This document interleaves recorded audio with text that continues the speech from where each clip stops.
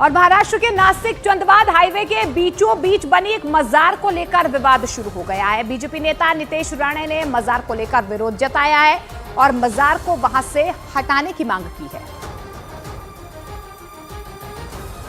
तो मजार को लेकर यहां पर सवाल खड़े किए गए हैं। जानकारी मिल पा रही है कि महाराष्ट्र के नासिक के चंदवाद हाईवे के बीचों बीच ये मजार बनाई गई है, जिसके बाद अब इस मजार को लेकर यहां पर विवाद शुरू हो गया और बीजेपी नेता नितेश राणे ने मजार को लेकर विरोध जताया।